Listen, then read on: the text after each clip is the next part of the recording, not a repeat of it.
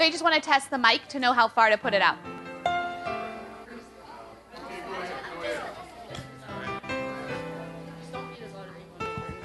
Hello.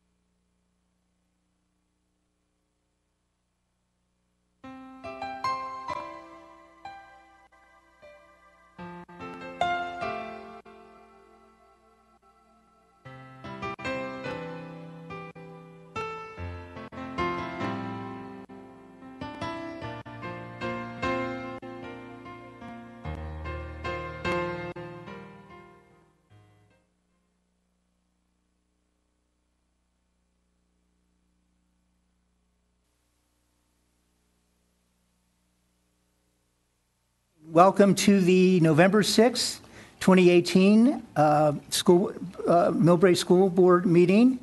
Looking forward to our presentations tonight. And I'd like to begin with the flag salute by the Taylor Middle School kids.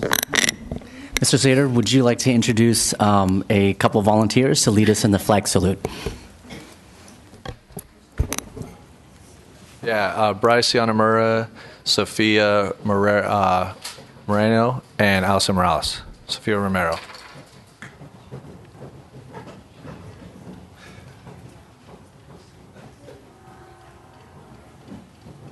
Good evening, everyone. My name is Bryce Yanamura. I'm in sixth grade, and I'm in Taylor Middle School. Good evening. My name is Allison Morales, and I'm a sixth grader, and I go to Taylor Middle School. Good evening. My name is Sophia Romero. I'm in Taylor Middle School. I'm a sixth grader. Please stand for the Pledge of Allegiance. I pledge allegiance to the flag of the United States of America and to the republic for which it stands, one nation, under God, indivisible, and liberty, justice for all. Thank you. Please be seated.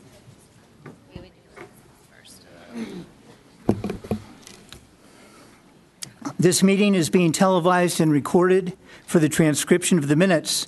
This meeting will be replayed on MCTV Channel 27 on Saturday, November 10th at 11:30 a.m. and the following Monday, November 12th, 2018 at 3:30 p.m. At this time, speakers wishing to address the board this evening should turn in completed speaker card to the board secretary. Reporting on our closed session meeting before this one, no action was taken. Before we approve the agenda for tonight, we have a couple of changes. Trustee Ferrario? Yes, I'd like to make a motion to change 6.1 and 6.2, reverse the order. So we will have the school spotlight 6.2 first, and then the recognition 6.1 after the school spotlight. Okay, that is your motion. That's my motion. Second, Frank Barbaro. All those in favor? Aye. That change is made. Another change on the consent agenda. Items 11.2 and 11.3 will be pulled out separately for discussion before they are voted on. So if I can have a motion for that. So moved. Don, second. Maggie, all those in favor? Aye. With that, I'll entertain a motion to approve the agenda for November 6th with the changes already approved. So moved. As amended. Lynn and Don, all those in favor? As amended. As amended, yes. Thank you. All right, very good. So let's see. We are going to do the 6.2 Taylor School presentation right now, if we're ready. Mark?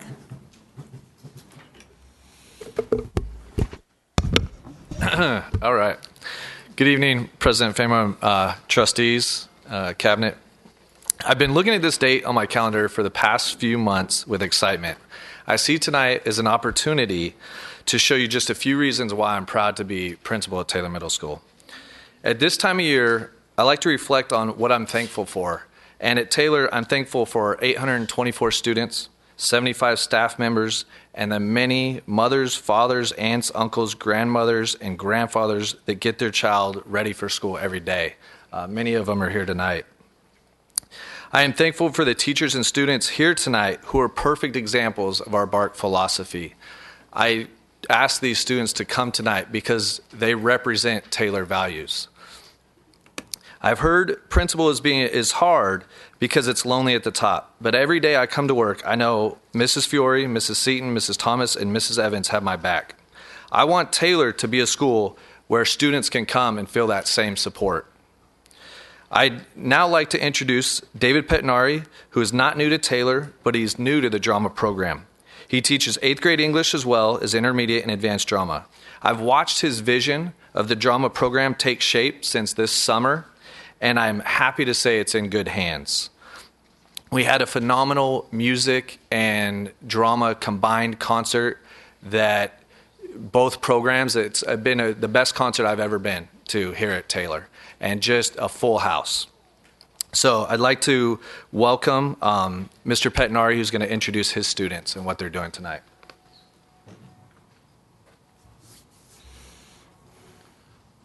Thank you, Mr. Zader. Good evening, board. We have a kind of a new program here at Taylor with drama. Not saying that drama has been at Taylor since the beginning, but we started some new things. One of the things that we're doing is we're sending students out into the classrooms to perform for their fellow students. They can't always make it to the performances when we have them scheduled, so we make sure that they get a little taste of drama in their classrooms. We especially hit the 6th grade classrooms because we do not have 6th graders in the program, and we want to build a program. I'm kind of tired of teaching English. I'd just like to go drama all the way. So. Tonight, I have a really good special treat for you. I have 2 students here who have studied and performed the Act 2, Scene 2 from Romeo and Juliet. That's the balcony scene. They performed this in front of several classrooms a couple of weeks ago. Before I introduce them, though, I would also like to tell you that our intermediate drama class has been performing scenes from the movie Frozen in classrooms. So it's really something we like. The administration is on board with it. All the teachers. We're now having to reserve spots. So I'm really proud of this moment. Girls, if you want to come up.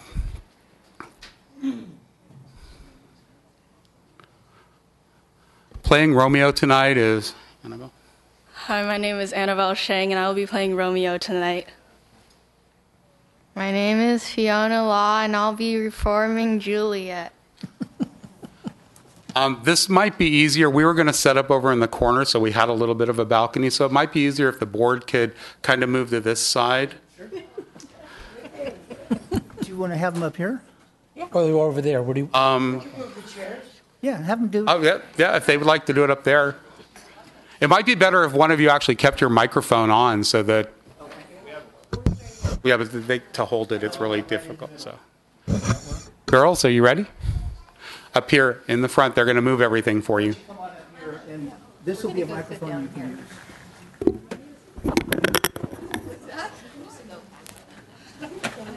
This is fun. Or you can just like squat down. Right?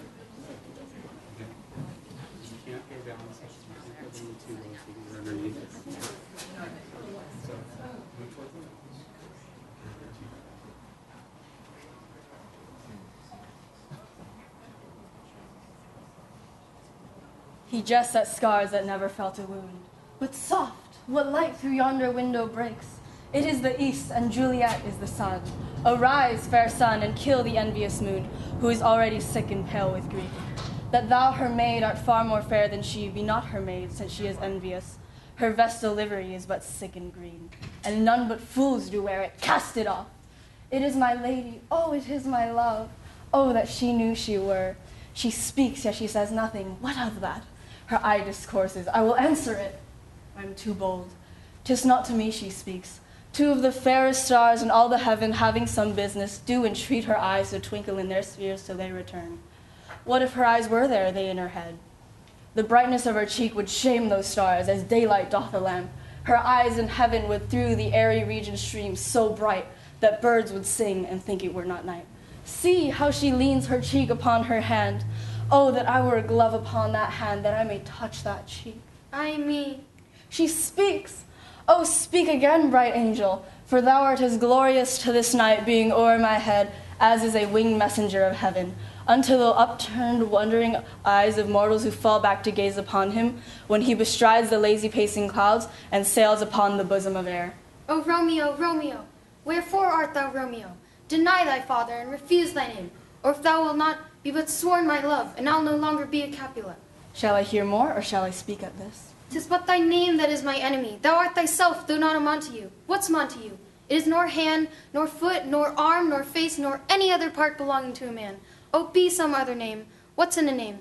That which we call a rose by any other name would smell as sweet. So Romeo would, were he not Romeo called, retain that dear perfection which he owes without that title. Romeo, doff thy name, and for that name that is no part of thee, take all myself. I take thee at thy word. Call me but love, and I'll be new baptized. Henceforth, I never will be Romeo. What man art thou that thus bescreened in night so stumblest on my counsel? By a name, I know not how to tell thee who I am. My name, dear saint, is hateful to myself, because it is an enemy to thee. Had I it written, I would tear the word. My ears have not yet drunk 100 words of that tongue's utterance, yet I know the sound. Art thou not Romeo and a Montague? Neither, fair saint, if either thee dislike. How camest thou hither? Tell me, and wherefore? The orchard walls are high and hard to climb, and the place death, considering who thou art, if any of my kinsmen find thee here. With love's light wings did I o'erperch these walls, for stony limits cannot hold love out. And what love can do that dares love attempt, therefore thy kinsmen are no let to me. If they do see thee, they will murder thee. Alack, there lies more peril in thine eye than in 20 of their swords. Look thou but sweet, and I am proof against their enmity. I would not for the world they saw thee here. I have night's cloak to hide me from their sight, and but thou love me, let them find me here. My life were better ended by their hate than death prolonged, wanting of thy love. By whose direction foundst thou at this place? By love, who first did prompt me to inquire. He lent me counsel, and I lent him eyes. I am no pilot, yet wert thou as far as that vast shore washed with the farthest sea, I would adventure for such merchandise. Thou knowest the mask of night is on my face, else would a maiden blush bepaint my cheek.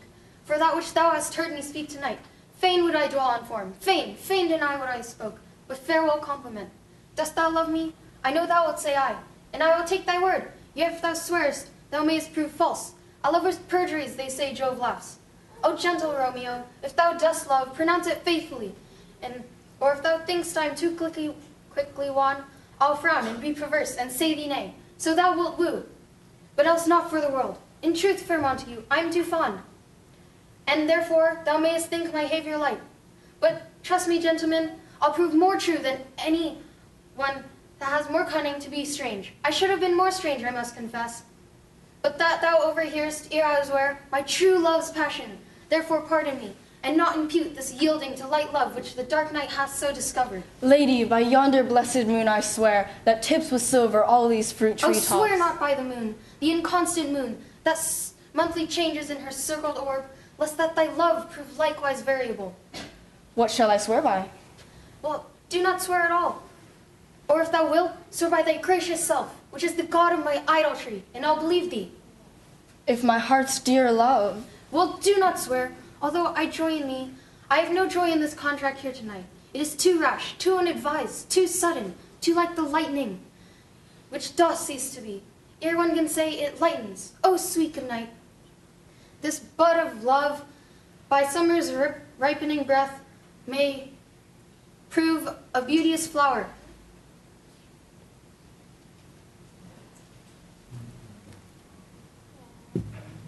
When we next meet. Good night, as sweet repose and rest. Come to thy heart as that within my breast. Oh, wilt thou leave me so unsatisfied? What satisfaction canst thou have tonight? The exchange of thy love's faithful vow for mine. Hello.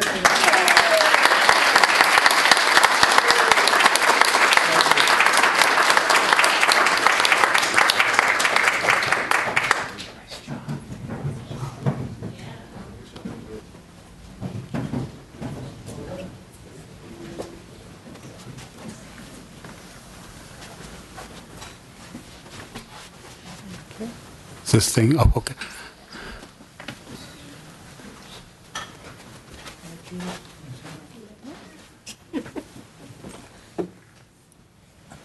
Thank you, everyone, for allowing our performers to act tonight. I just want to kind of plug our performance. The Advanced Theater Arts Group will be performing Diamonds in the Rough, a frantic comedy that takes place in a 1930s hotel on December 7th at 8 p.m. and December 8th at 1 p.m. And please come and join us. We'd appreciate it. Thank you. Thank you.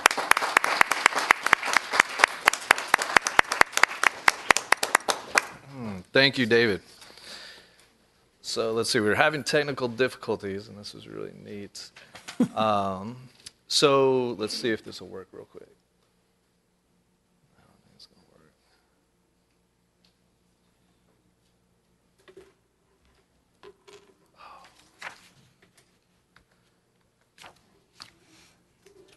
That's it. Yeah, no, they were too good. They were good.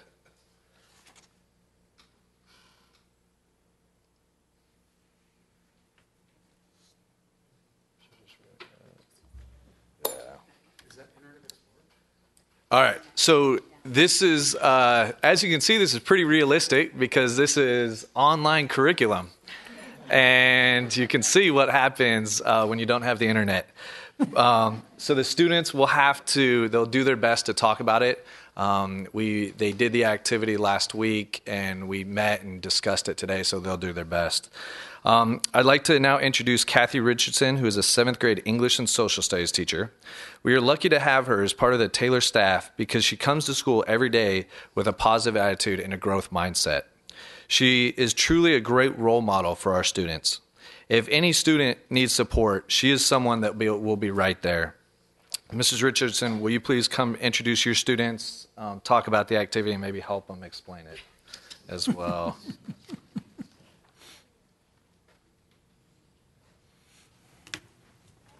Thank you, Mr. Zader. Good evening, school board. So just to say a little bit about the program, it is an online program, although we spent the entire first couple of months doing an offline version of it where the students wrote their own narrative. And so we're just getting into the online portion of it. But the one thing that I really like about Amplify is that it makes very difficult text accessible to middle school students. So I have selected a few students to come talk to you today. They were supposed to present it to you, but this is, they're going to talk about how they used this app that is part of the Amplify program to demonstrate how they can make visible for themselves part of the text from the Telltale Heart. So if I could have Robbie Hillman, Zaina Uthman, Nagam, I know you said your name the first day correctly, but I'm going to screw it up today, Marsaway, and Gianna Mazzetta. So since you can't do what you planned on doing, would you each like to just talk about maybe how the program helped you see what was going on in that portion of text? Would you be okay to do that? Okay.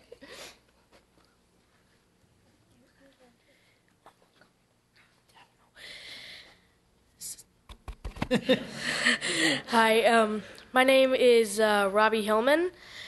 Unfortunately, I wanted to make it do the art, but I will be telling a little bit of what I've envisioned from the Telltale Heart.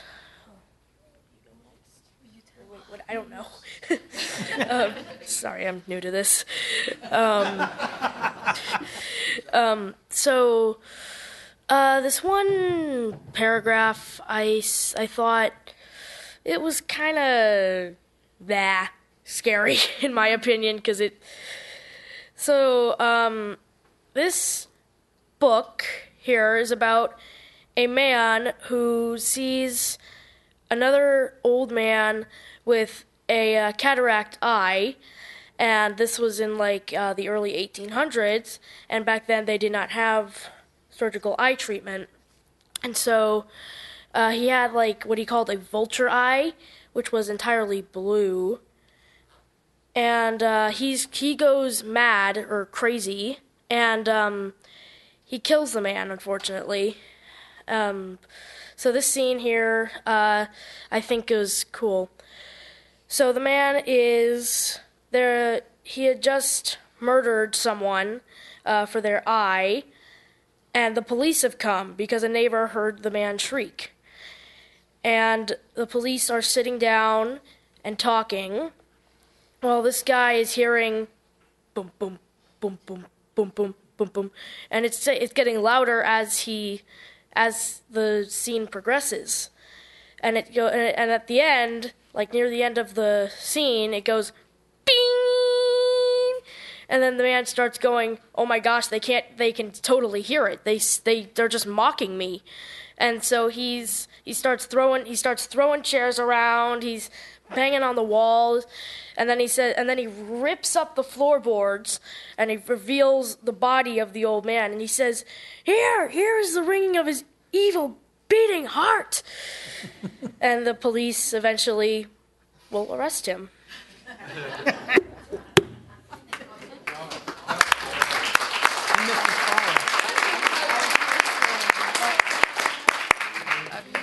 Hello.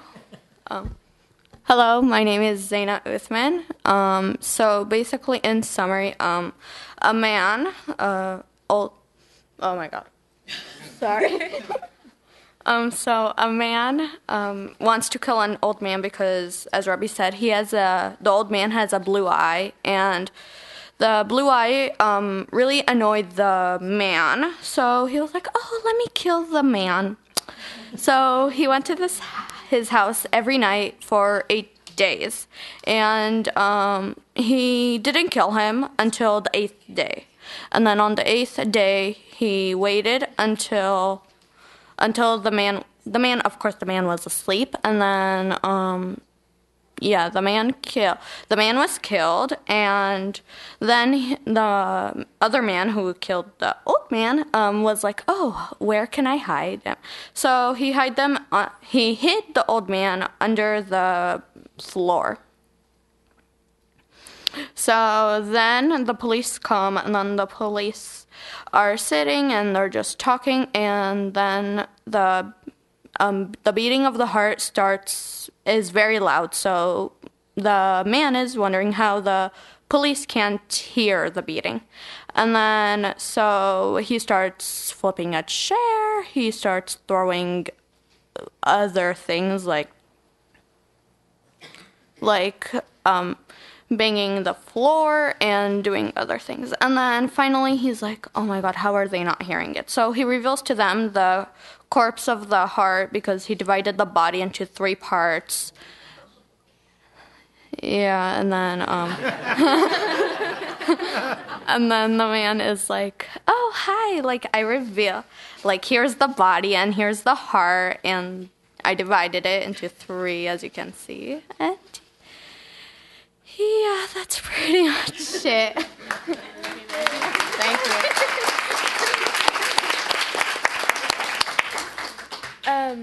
My name is Gianna, and the program was really cool because you could you gotta visualize it, because I'm more of a visualized person, and then the texting, when the text, it's better to see the pictures, and it helps me visualize it. And they showed you someone's comics of how they saw it, and a little video, and then you could use it so you could show people how you saw it too, and I like that. Okay.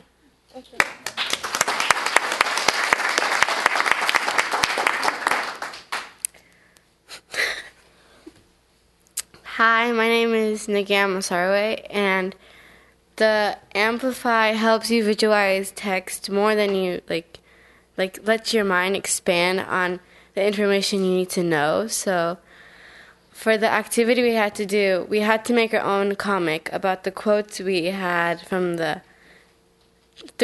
11 to 16, the paragraph. So the man said he was nervous, not mad, but it had evidence that he was insane, not sane. And so the activity showed us pictures and qualities that helped us make comics to visualize what's in our mind. Yep.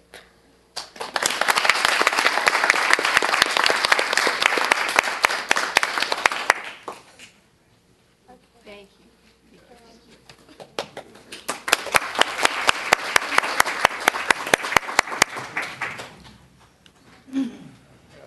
So you'll have to come by and see it, though. It is really, and they practiced it on the computer and did it. It is, you drag and drop pictures, and it is to help the paragraphs, and they can set it up to visually see it. Thank you, Kathy and students. The next teacher I have the pleasure of introducing is Jonathan Lee. Mr. Lee is a 7th grade math teacher here at Taylor. While he is only in his 2nd year here at Taylor, he's already made big contributions.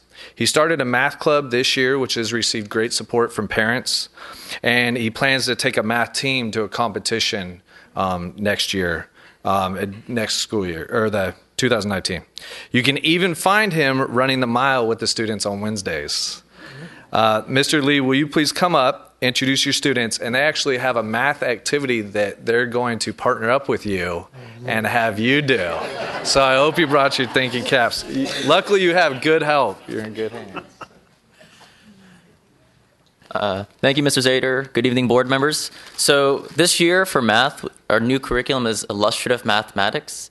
The founder is British, which is why it's pronounced illustrative, or it's spelled illustrative, but they pronounce it illustrative. Again, the British.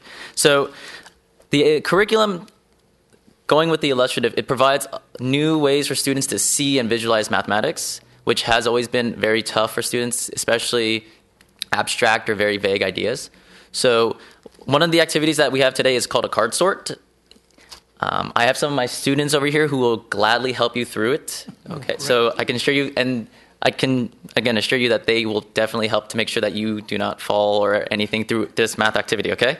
All right, so I have Gianluca Batucci. I have, come on up. I have Sydney Yu, Carlia Chu, and Ellie Lau. Okay, so board members, they're going to kind of partner up and help you out. Do you want to say anything really quickly? Just why don't you say your name, say what you think so far. I'm Gianluca. I'm in 7th grade at Taylor. My name is Sydney, and I'm also a 7th grader in Taylor. My name is Carlia Chu, and I'm also a 7th grader, and these activities have really helped us learn math better because it explains things. I'm Ellie Lau, and again, I'm a 7th grader. All right. So you want to go partner up, find your board members, help them out, okay? Do you have a pack? Yeah, I gave them all one. Okay. Superintendent Vapors and Assistant Superintendent, would you like to also? Oh, this works. To save embarrassment, I'm going to ask the audience to turn around. But board members, if you would like to, board members, you could also leave your mic on. There is part of the discussion. So as my students help you out, discuss, share. I do have the answers, so I will give you usually I give them 5 minutes. So you've got 5 minutes to sort them. My timer is starting now. I need a timeout. What do you need to do? Okay, maybe 4 minutes. These are scale factors, and you need to find the same. You have to match them, match the shapes that have the same scale factor. Okay. So just to kind of, while you're working, the students will help out. But the idea for this activity is called similar figures. So this is an introduction to what a scale copy or similar figures would be. So what you want to do is, the main goal is find which cards look like the others. They look very same, but one of them might be larger than the other or smaller. Ooh. Oh, wait a minute. How about right here? How about this one right there? Right? And then this big one, where's this big one go? Okay. And so remember, there's 10 cards, so there should be a total of 5 pairs. So they all pair up nicely. Well, that doesn't look right. Oh, jeez. Oh, man. So they have corresponding. I'm stressed out. If it's a multiple of 2, then all the sides will be like double. So maybe this one. All right, 2 more minutes. 1, 2, 3, 4, 5, 6. Yeah. 1, 2, 3, 4, 5, 6, 7, 8, 9, 10, 11, 12. Yeah, this one. What about this Lone Ranger here? I'll let you do it.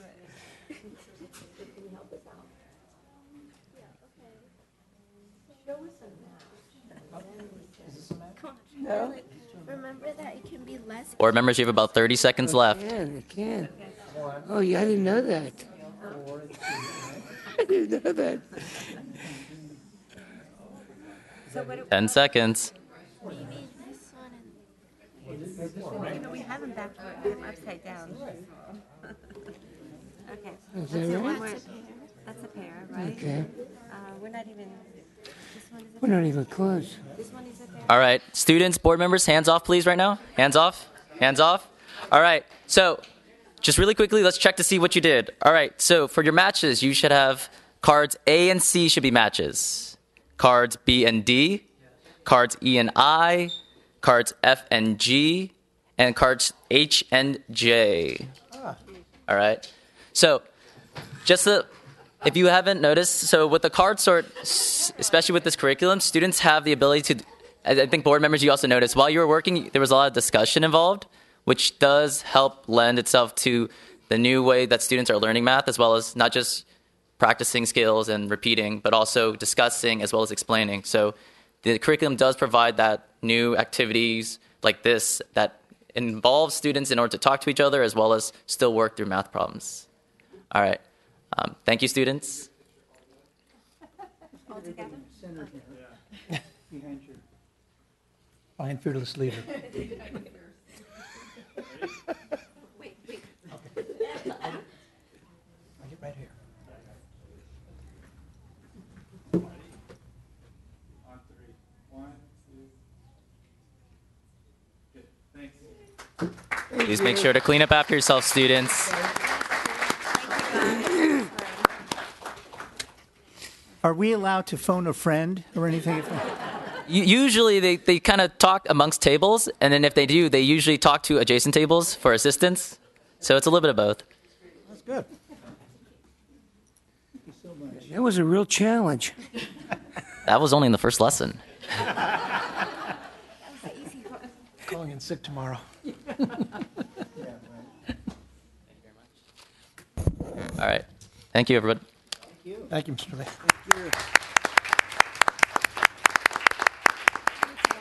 So I just want to say thank you again for having us here. I was so proud of all these students, the teachers that came tonight.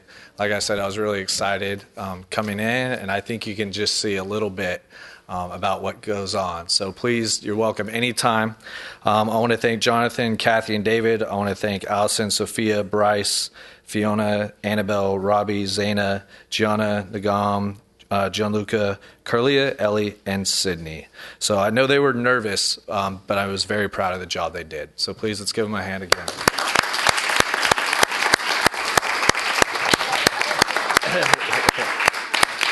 Thank you. He's got the curtain call down. Questions? Any questions? I have just a comment. Oh.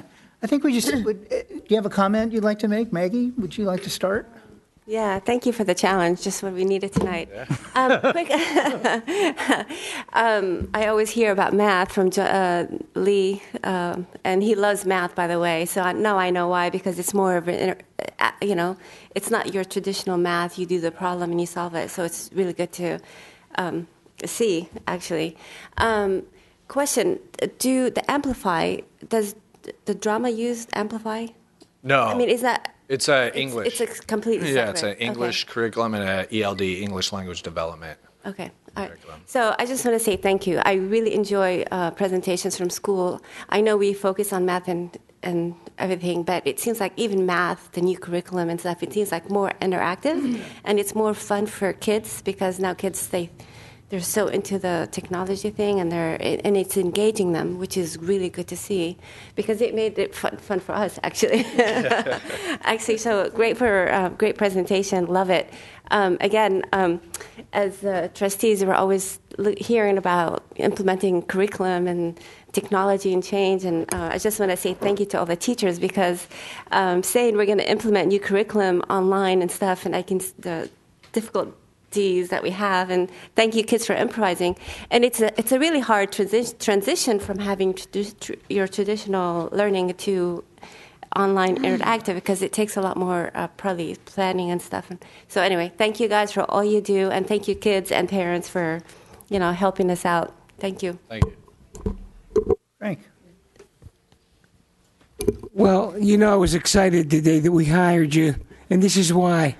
Because you bring tremendous positive energy to our Taylor Middle School, and I could see that you have supporting people, supporting parents, supporting teachers. You have a really good crew, and I know you're on your way to great things with the middle school. Great presentation with the kids tonight. We love to have them here, and this was a real challenge. I'm a little bit dizzy now, but I'll recover. So I'll turn it over to President Fema. Thank you. Yeah. Well, Mark, when you introduced the whole presentation tonight, I could really read your heart. You're showing the school where your heart is coming from, and I can't begin to tell you how important that is, because the students read your feelings, the staff, and so you're just a really caring, sensitive person, and you're showing that. So I thank you so much for that. The other thing, the drama department, wow, that's amazing to have the students go around to different classrooms, because some students might be fearful of getting on the big stage, but if they can kind of start off with their peers in other classrooms, that was just amazing. And you too.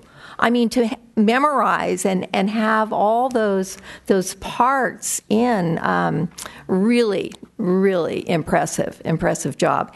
And math, and I shouldn't say it's not one of my stronger points, but I was just wondering, with the math, do you use manipulatives at all with the scale? I mean, I was like ready to put some little beans or something in those squares and then counting off from there. So depending on the activity, Uh-huh.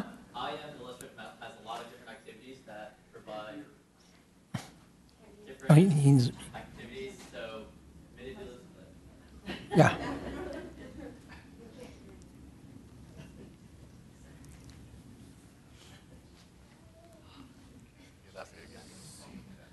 So different activities provide different resources. So manipulatives are part of the curriculum at certain activities, and then some activities will require either card sorts or maybe visuals. So it depends on the activity in the lesson. So sometimes manipulatives are used. Yes. Great. Thank you. Thank you for that. Anyway, it was a great presentation. I mean, really, for you to come and entertain us is a win-win all the time, every time. So thanks, Mark. Thank you. Well, first of all, I want to really take my hat off to the students, those that came up and performed for us in the various capacities. I know it's not easy to do.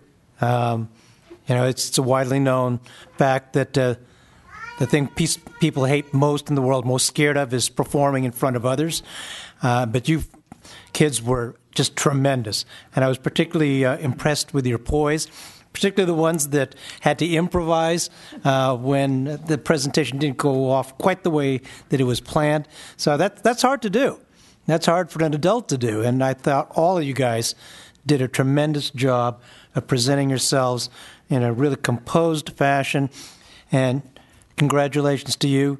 Congratulations to your parents for supporting you. The teachers, I've always been great admirers of the Taylor staff, and it seems that every presentation just gives me even more reason to admire the work that you all do. And certainly, Mr. Zader, I take my hat off to you most for leading and making it possible for everyone to feel a part of this collaboration. So thank you. Thank you. And I add my thanks to you. We had everything from improv to Shakespeare. I mean, that's a week in Broadway. I appreciate that. When I was your age, I was a very shy young man. No way. And yes, I was. I know it's hard to believe. But I got into drama. I got into drama in high school, and it changed my life because it gave me a whole different dimension in terms of communicating with people and presenting myself, learning good acting techniques and speaking techniques, and it stayed with me forever, so I never forget my drama experience. And in fact, 2 years ago, I was invited back to my high school to do a walk-on part in a Shakespeare play. So I knew what you were talking about, actually. I didn't years ago, but so it's a wonderful thing to see this performance in live and in front of people, because as Don said, it's really difficult to do. I am just so impressed with Taylor and the variety of activities and the successes that you're demonstrating to us early on in your school year and in your career. So I encourage you to keep it up, and thank you so much to the teachers and parents without whom the support, these things don't happen. So thank you, Mark, for your leadership. Thank you. Thank you.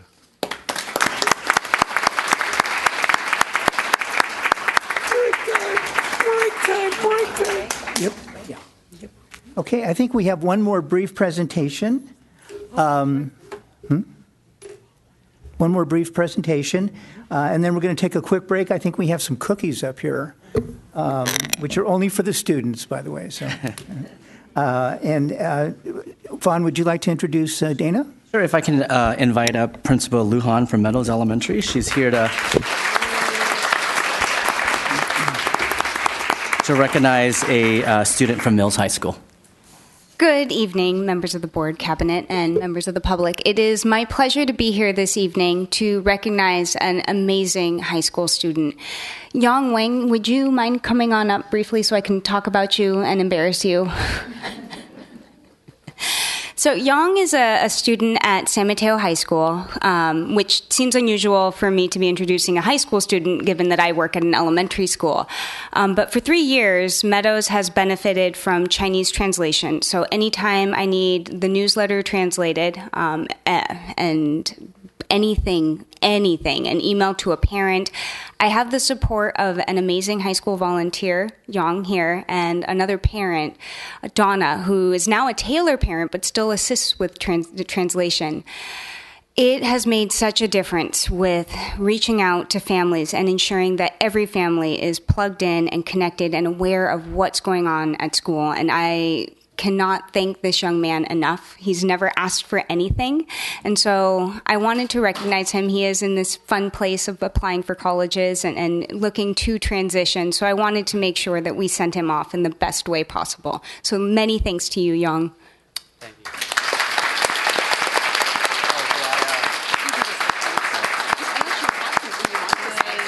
Well, yeah, I wasn't prepared for this, but thank you, Principal, and thanks to Donna Chan. Without you, I can't really do this letter. Thanks to my mom, she actually started off with letting me do this.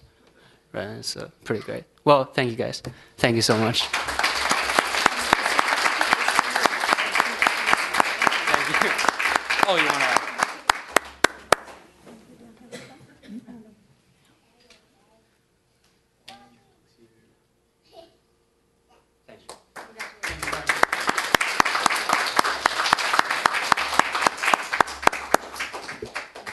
Well, on behalf of the Board of Trustees, I'd like to thank you as well. We are so welcoming of any type of volunteerism, and to have you start at this time in your life and with the specialized service that you provide, it's a wonderful thing to see. So thank you very much for that. And thank you, Dana. And I hope you're not going too far away to college, because I think Principal Lujan will need you again next year. Exactly. Okay, I think it's time to take a little bit of a break. Let's take maybe 10 minutes, get started around 8 o'clock or so, and please come up and join us for some cookies and conversation.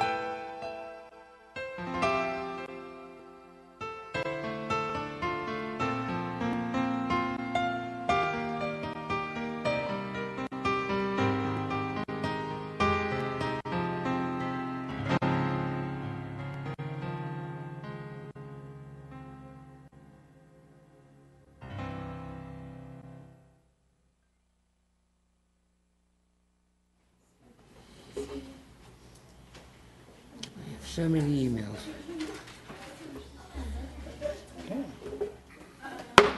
Okay, we will reconvene to our regular session. Yeah.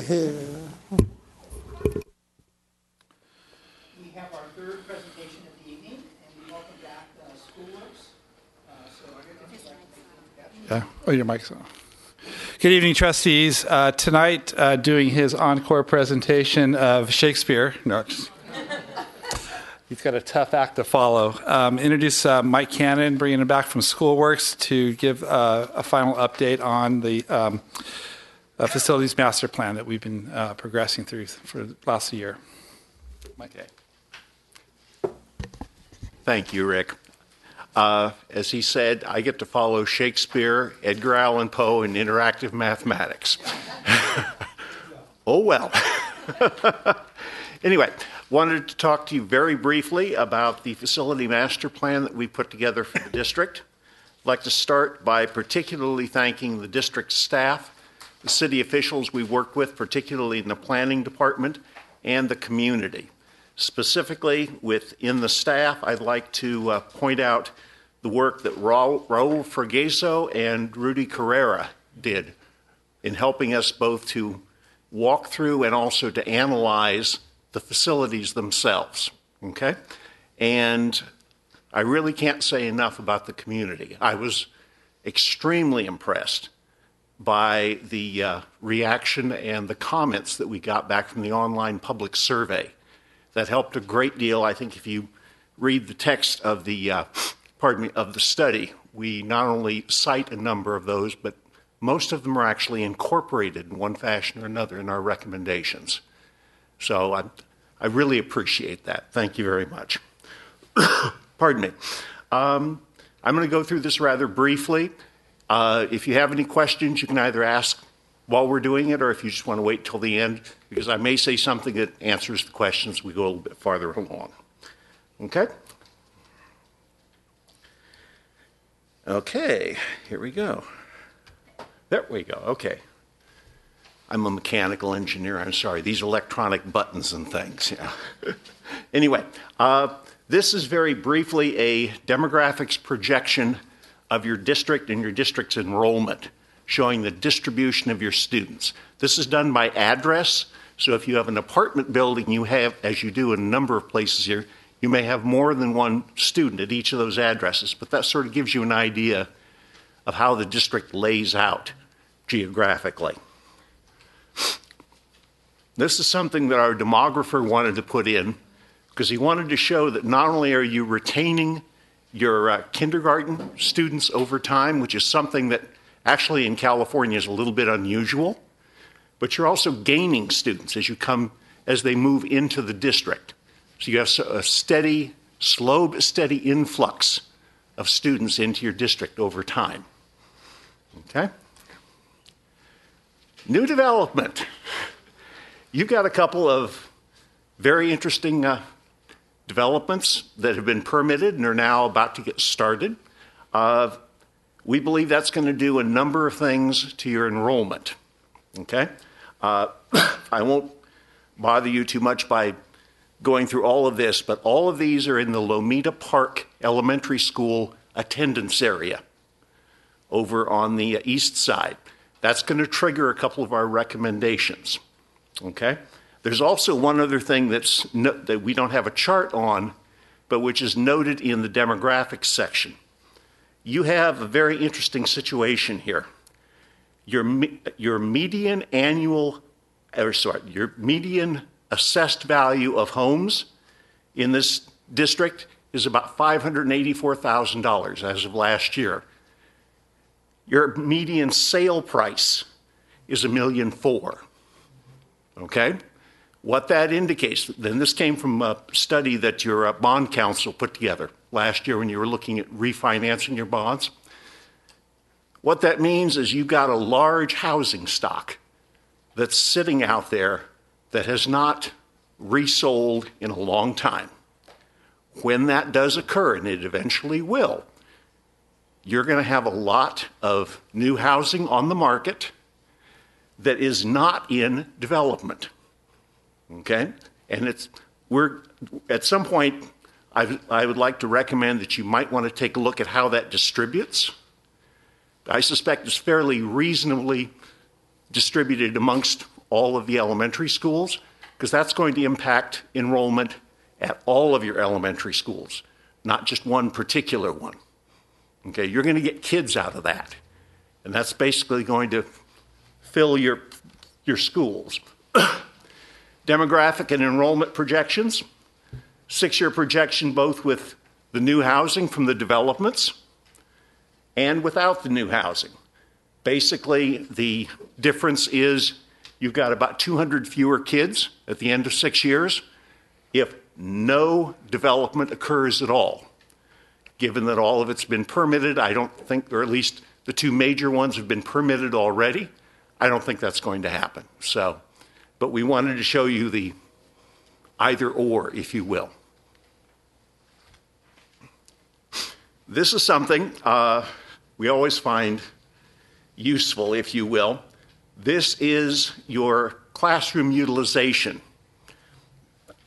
And by that, what we mean is how many classrooms do you have, or technically how many teaching stations do you have at each school? And what your current enrollment is and your projected enrollment in 2023-24. And how much of that space at each school is being utilized for teaching. Okay? Not after school programs, not, secondary STEAM, academy rooms or anything like that. Teaching stations. All of your elementaries right now are at least 85% full. Our touchstone is when things get to 90%, you start seeing effects on programs, because at that point, the principals and the teachers are trying to figure out where do they go to do what. They concentrate more on that than they do on the programs that they're trying to put together. They have no slack space, if you will, any longer to set up a special room for STEM or drama or anything like that. All they have is a class in that room, okay? You're almost at the tipping point right now. When your development comes in, you're either at the tipping point or grossly overloaded in 2 of your 4 elementary schools. So, basically a map showing the same thing. And a couple of suggestions I'd like to talk to you about on your recommendations for some of the things we're going to do. Short version is this. We think you need to upgrade your utility infrastructure at all of your schools. Most of it is of an age when the schools themselves were built. So it's anywhere from 50 years old to down to 25 or 30. Your water lines, sewer lines, storm drains, all of that, they're all pretty old. They're at or beyond their useful life. They really need to be, replaced. We think that you need to rehabilitate or modernize all of your sites. And if you want, as part of the Q&A, I can go through on a site-by-site basis to tell you what we think you should do. We think that you probably should replace on the existing site Lomita Park Elementary School. Basically, we don't think that the way it's configured, the way the school is built, when it was designed, will allow you to modify it to accept any more kids or any other programs. We think you would probably be better off building a new school over on the south side where your playgrounds are now, and then taking down the old school and putting the playgrounds there. That will also allow you to add additional classrooms at Lomita Park, so at the very least, you can take back the kids you've already sent from the Lomita Park attendance area that you've sent uphill to Spring Valley because you don't have space downhill. That way, you basically have all of your kids within your boundaries back in the same area, and you can deal with the kids coming out of the new developments. Okay? We also had a couple of options beyond that. We think that you might want to take a look at putting a little bit less than 3,000 square foot STEM, STEAM, or Makers Lab at all of the elementary schools. Basically a freestanding building that you can program, based upon whatever each of the individual campuses and the district's curriculum needs are. We also think that if you can afford to do so as we go through, we think you should replace all your portables. You have some very old portables, okay? You have a total of 15 of them at the elementary schools. 14 of them are eligible for replacement by the state of California. They have to be at least 20 years old to be eligible for replacement. Life of a portable is about 14 years, regardless of what they tell you, effective life. So I won't use the line that makes Rick twitch, yes I will, which is it's like putting lipstick on a pig to try and do something with those things beyond a certain point. So, in any case, very briefly, at Green Hills, we think you need to do an ADA upgrade allowance. You need to upgrade the site lighting. You need to upgrade or put in or upgrade your security camera systems. And that's essentially something that we're recommending at all of the sites. We think we should replace the existing 2.5-inch water line and the water supply system. That is a very old line. 2.5-inch water lines haven't been used for at least 25 years. The standard is a 4-inch line now, which is the other reason why Raul and Rudy keep telling me the water pressure over there keeps dropping all the time. Okay? So, we think you should replace all the playground paving. It's starting to crack and heave. We think that you should probably replace the portable buildings and put in your new Makers Lab. Lameda Park, I already talked about. Take it down, build a new one. Okay? Meadows, go through and do a fencing upgrade. You've got gaps in your existing fencing as well as an incomplete fencing perimeter. Clear out your storm drain system. It's backed up and it's got some capacity problems, okay? If it keeps up, if you have another couple of good winters, you're likely to have floating lakes out there again, okay? You should upgrade your electrical supplies or system out there. Upgrade the site lighting, security cameras, your fire alarm system. Your fire alarm system is not good. We'll just leave it at that, okay? It's been patched together from 2 or 3 different systems. They're trying to link them together. The problem is when you start programming newer systems with older systems, it just doesn't work after. It really doesn't. I just finished a project up in Placer County this summer. We ended up replacing the entire system on an elementary school because nobody, and we had people coming in from the Bay Area, nobody could program that to make them talk. And they were only 9 years age difference. So anyway, you need to replace the water supply valves.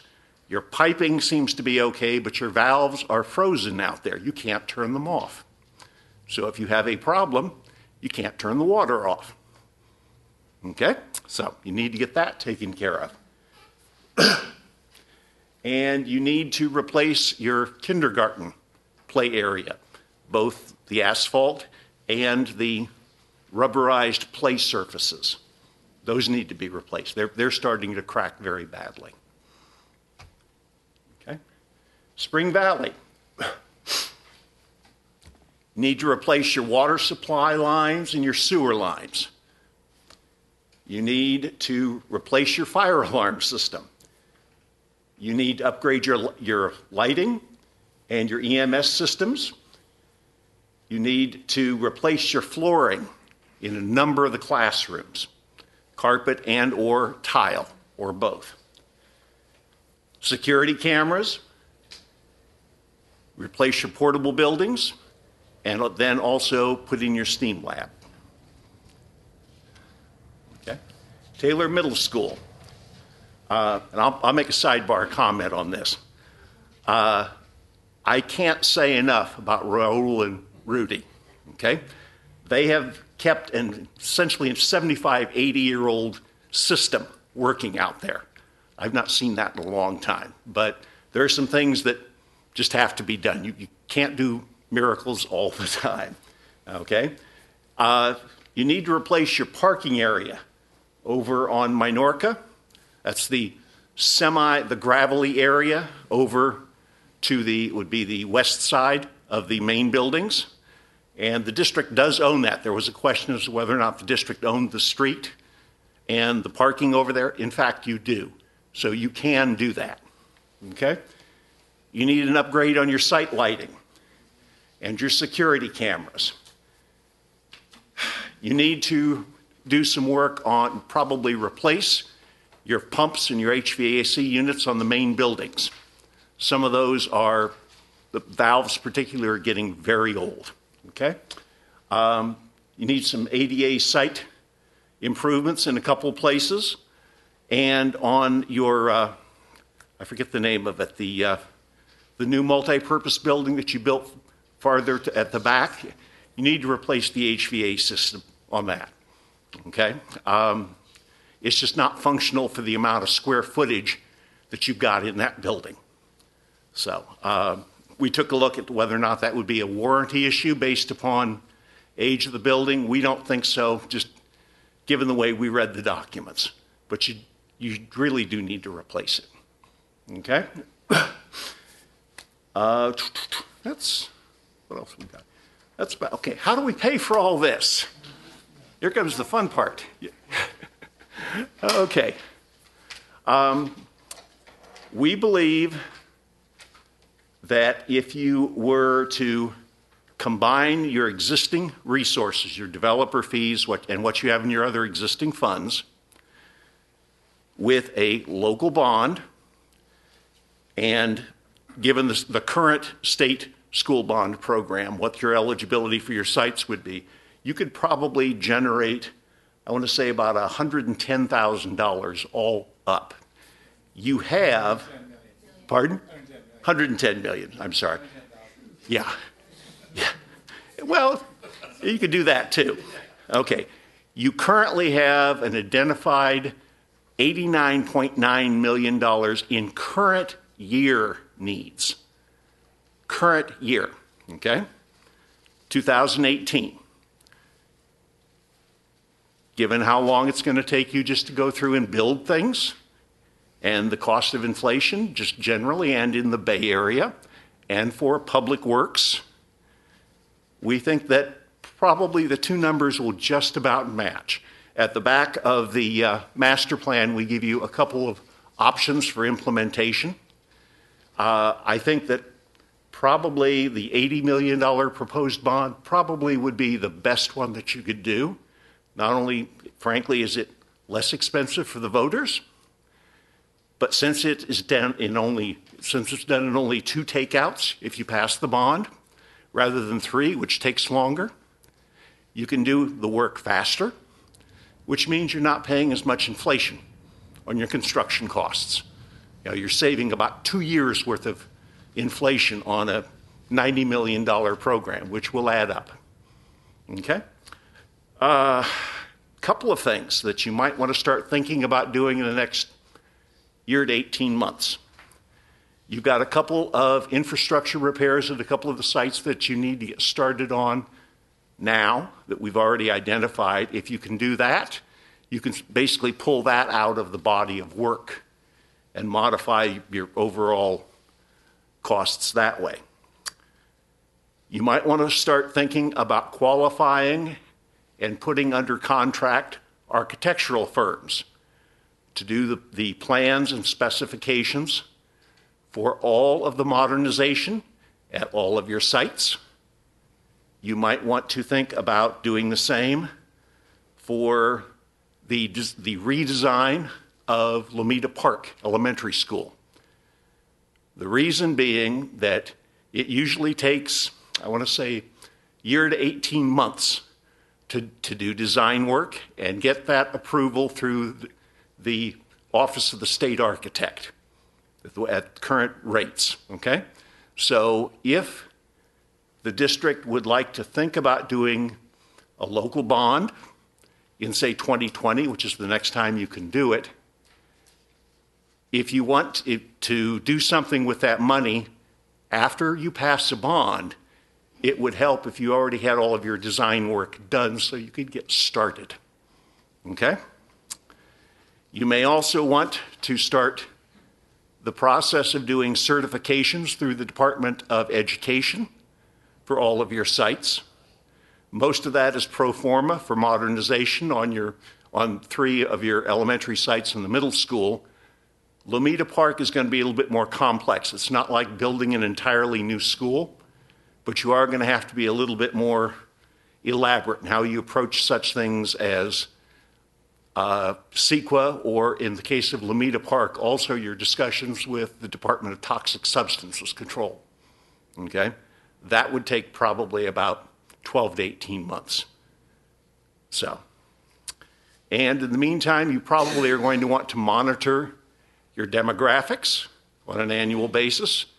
Make sure that, your student population is doing what we anticipate it to do, and where it is, and how fast the development community is permitting and putting in development, to see whether or not they meet the assumptions that we have in the report. Short version. It's not quite Henry IV Part 2, but so, any questions? Yes, sir. You just mentioned Lomita Park and you used the word toxic. No, I used the phrase Department of Toxic Substances Control. Yeah, okay. Yeah. What does that mean? Could you explain that? You have a part of the site over at Lomita Park underneath one of your buildings, which has been encapsulated, which was the subject of a order and permit from DTSC back in, I believe, 2011 or 2012. That, I believe, if I'm not mistaken, it was an electrical transformer leak, if I'm not mistaken. So that permit allows them to keep functioning? Yes, it does. It allows you to keep functioning on that site in that configuration. If you change that configuration, if you take the building down, you will need to dig out that area to the point where testing shows that there's no more contamination. They take the dirt away to Nevada and put it in a specialized site. What you will need to do, though, if you do that, is you need to get started on the permitting process and the discussions with DTSC, so that if you're going to, say, start doing that over at Lomita Park in 2021 or 2022, it'll take 18 months to get something through DTSC, even if everybody's being cooperative. That's just how that particular agency functions. So that's going to have to be done no matter what? Yes. Okay. That's correct. All the things that you added that we needed to do prior, those numbers, are they included in the report? That's the design of the Lomita Park. Okay. The design, is it in there, or is it that's? If you take a look in the implementation plans, those numbers are in there. Yes. Okay. If you would like, we can go ahead and we can break them out for you specifically over, say, what to do over the next 18 months and cost each of those. Actually, I wouldn't mind it, because the people that are watching at home or are going to watch us, we can have it for you next week. I don't expect people to read the whole packet, especially the actual report, and understand it. So it would be nice for us to provide that to our viewers. Okay. We can certainly give you a costed list of proposed recommendations over the next 18 months. Mm-hmm. Okay, and we can do that in memo form to the board if you would like. Yes, thank you. Okay. Yeah, Don. So, in the assumptions as far as projected growth, you're reciting sales of homes in Millbrae. So, one of the things I've always been concerned about is the silent transfer, the silent changes that occur, because through uses of trusts and clever transfer of property, you don't necessarily see the change. Okay, it's not like Smith coming into what was used to be the Jones home. You have Jones passing to Jones to Jones to Jones. So you have a change there that may be occurring but not being noted. So I don't know if that's how much of that occurs. I know it does occur. So to what extent does that occur? Is it significant? Is it material to your projections? Well, I can tell you that we're basing most of this information on what comes out of the appraisers and the assessor's office for the county. They will catch some of that. Yes, I understand entirely what you mean. The Jones Trust can move things from one to the other for several generations. Yes. There are some things we can take a look at doing for that, see how much of that we catch. I probably want to talk to my demography expert in the office on exactly how we can do that, but we can at least take a look and see what we could do with that. Well, I mean, all of this is, it's all money and it's based on head count. Right. And so that's my only concern there. Is there a material factor that needs to be taken into consideration? If it's not material, no big deal. But it would. I know it occurs. So the only question is, to what extent is it occurring in our community? Okay, so you would be then concerned about the possible increase, first of all, in the number of students coming into the district through this methodology, and secondly, it would almost be a function, if I'm sort of thinking out loud, of the developer fee study to show even how existing housing stock is changing over time. Okay? Yeah, because when Jones goes to Jones, yeah, there are kids that are involved. Right. They're bringing in their kids, so are we accounting for them in that process? Okay. I'll ask Ken and see what he's done on that. That's my area and expertise is more costs rather than demographics. I can walk through the one, but that's a very good question, actually. Okay.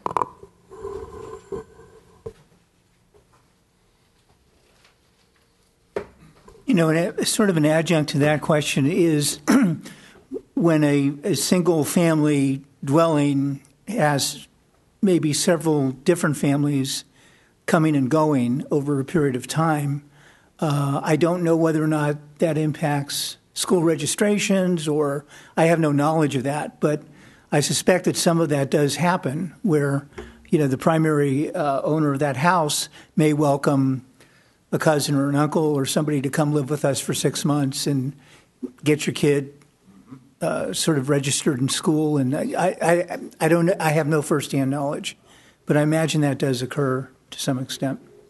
I don't know if this is a good thing or a bad thing, but in my former life, when I was an assistant sup for facilities in a district during the recession, we saw a great deal of that in our district. And the only way truly that we could catch it was by primarily watching the changes in elementary school enrollment, as basically as it fluctuates year to year, and also by grade levels within those particular elementary schools. You could sort of project it that way. Okay. But that's a very difficult thing to try and catch because none of your regular telltales show up. Mm-hmm. Okay. Anything else? Trustees, I'd like to just take the opportunity to thank Mike, Brett, and Ken for doing this study. It truly was a lot of hours. I went with them on a lot of their site visits to the city, to Public Works, and to Raul and Rudy for taking them around countless hours and days, not only showing them the sites, but actually seeing these two guys, Brett in particular, crawl through ceilings and look behind walls, because a lot of the stuff in this study is stuff that you can't see, but is really needed just because of the age.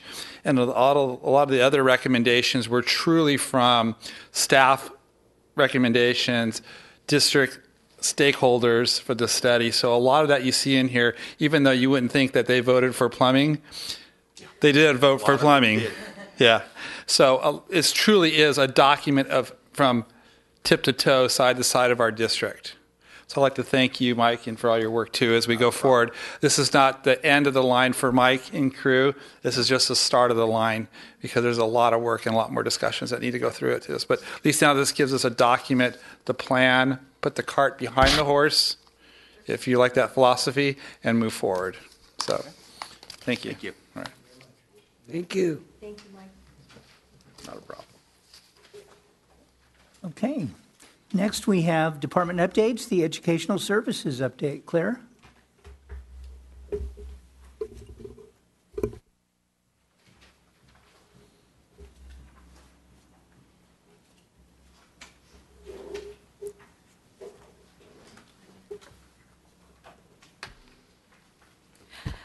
Good evening, board, cabinet, and our viewers at home and here in the audience.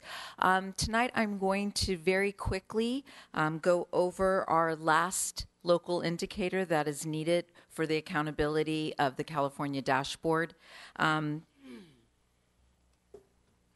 Just to give you a quick review, part of the California state priorities that we are held accountable for are the indicators that are appearing on the California dashboard.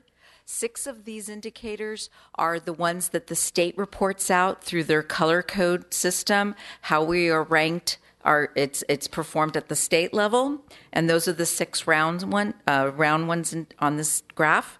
But the other starred ones are done through our own self-reflections.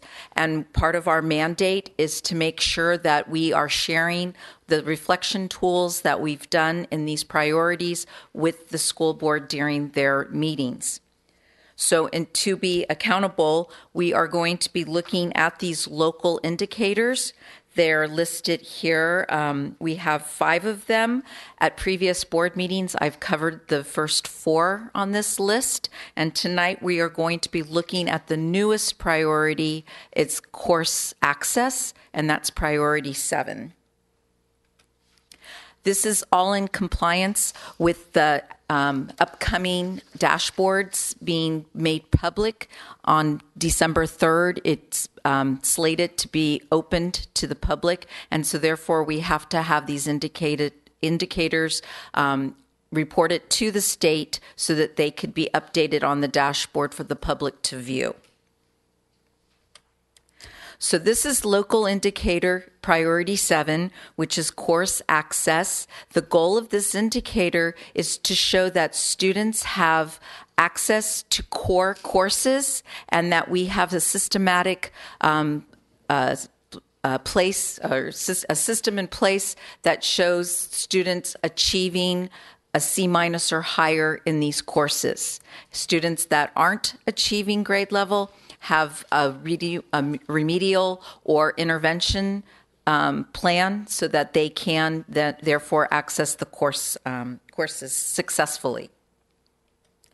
What we've used in this indicator is a self-reflection tool that was provided by our county office. What we looked at are 3 areas. We looked at students that are enrolled in our adopted curriculum, which all students, since we're elementary, have the same coursework. And then each school has the systematic process to monitor students' access to these courses, which we use our report card system and also our local and state assessment system.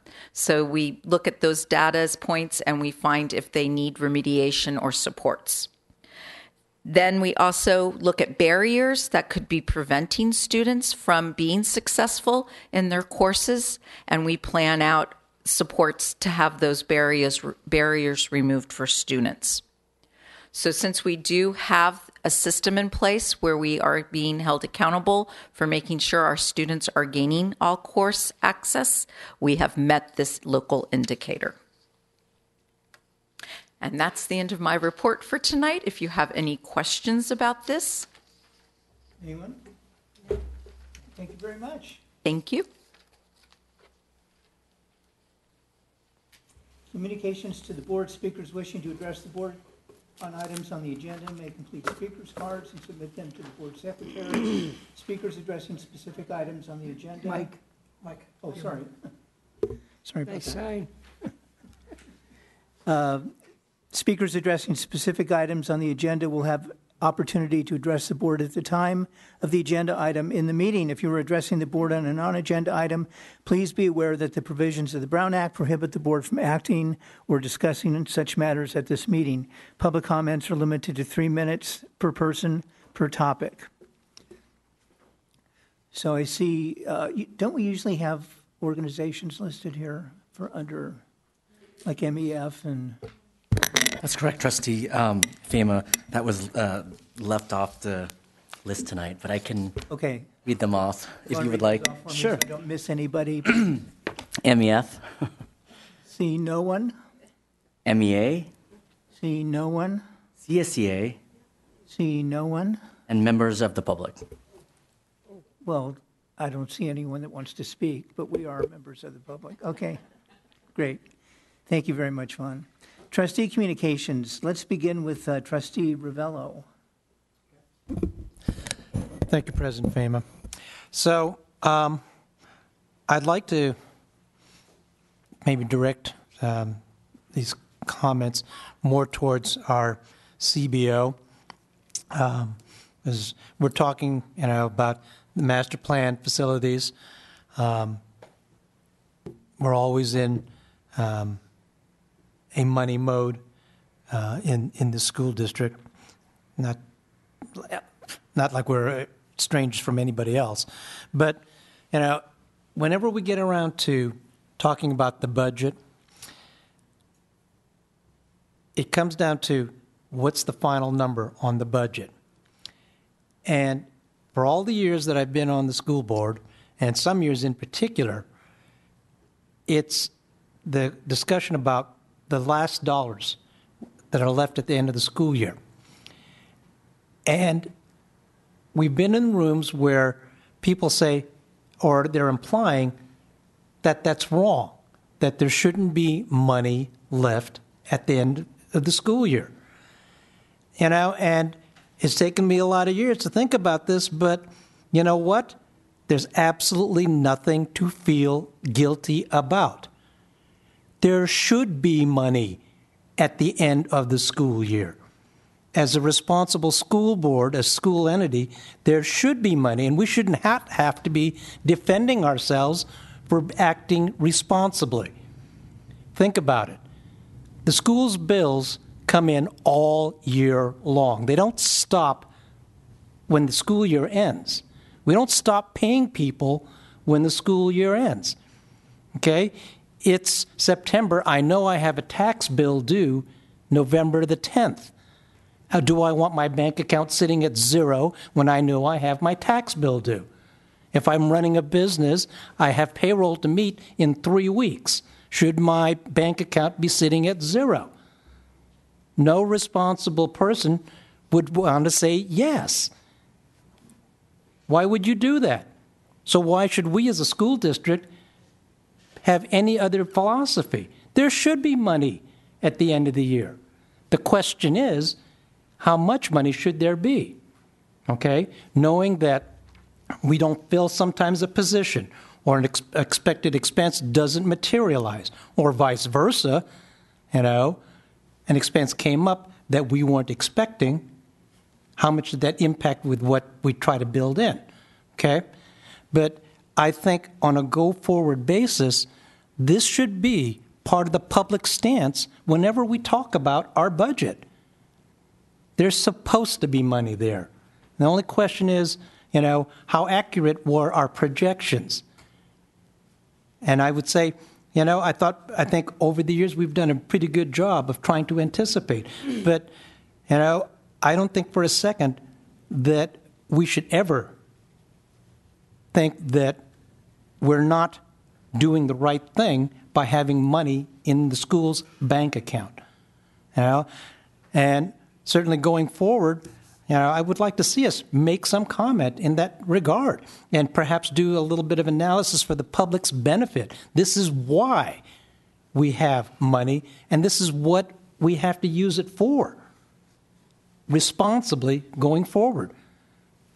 I remember one particular school meeting where we got taken really heavily to task for having money at the end of the school year.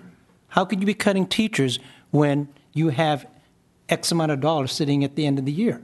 Well, there's a reason that money's there, okay? It's not to fund our fleet of vehicles. You know, there are bills that are to be paid, and what is the overriding expense that this school district or any other entity has? It's paying people. So are we advocating that we don't have money on hand to pay our people? Because that's what some people seem to be implying. Okay? So, you know, I think this is something that any school board, I think, should have as part of their public education. Okay? This is what this money is for. This is what it's going towards. And we have to have it on hand to pay. Thank you. Lynn. Well, I just wanted to thank Taylor Middle School again for an amazing presentation tonight. And it just brings back the fact that our district is based on compassion and heart. And that came through loud and clear in Taylor's presentation tonight. Another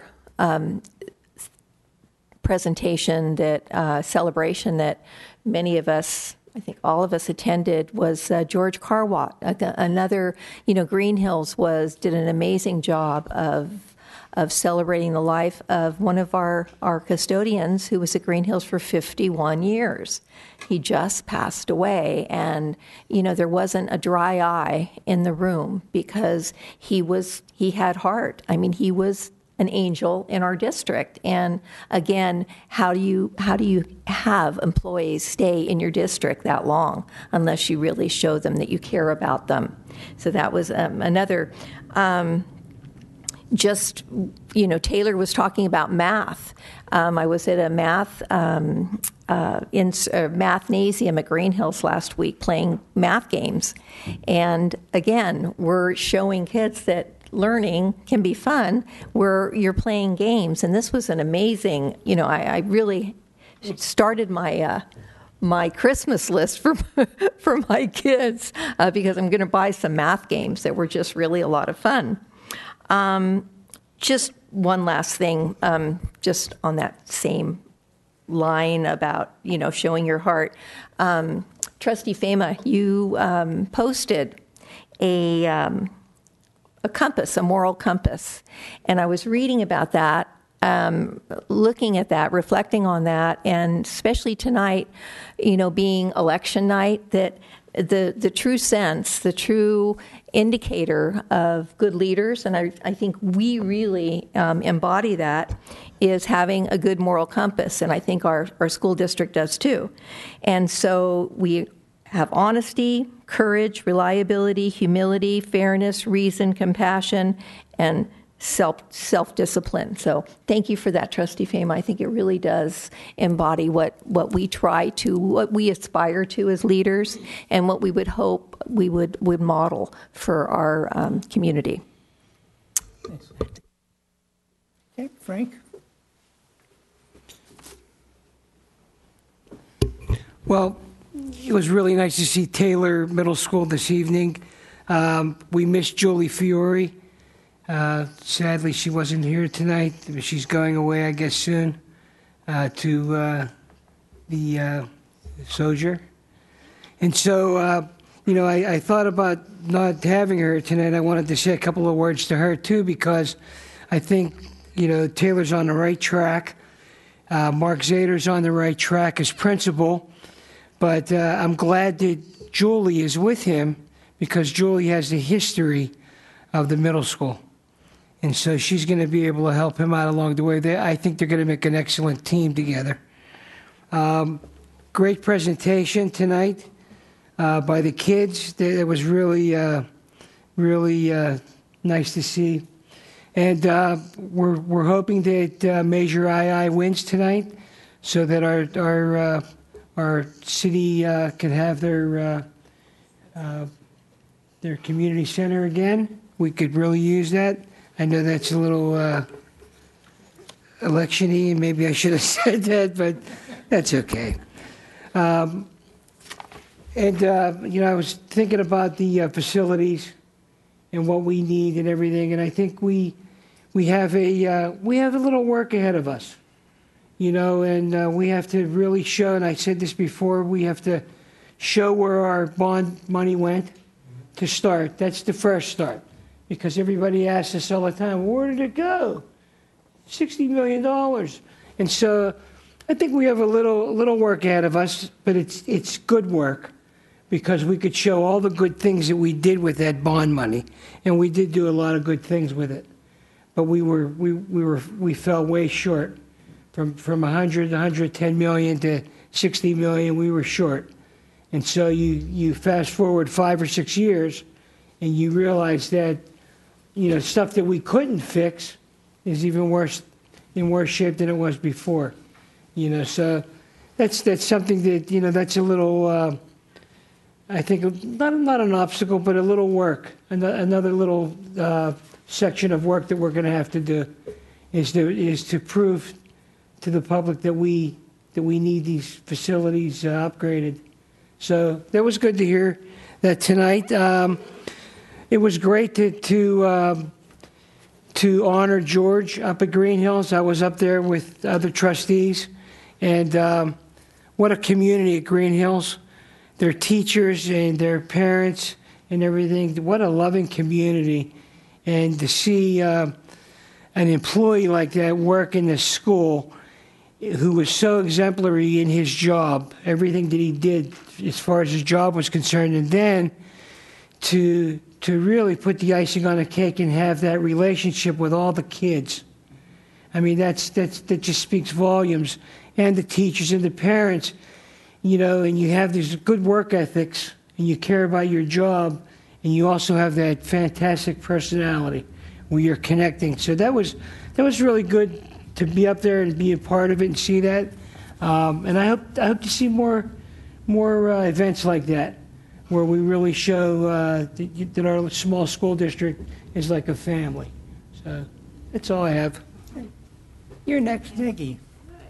On a lighter note, I hope everybody had a great Halloween last week. Where's the candy? Actually, I went to Spring Valley last week. They had their parade early in the morning.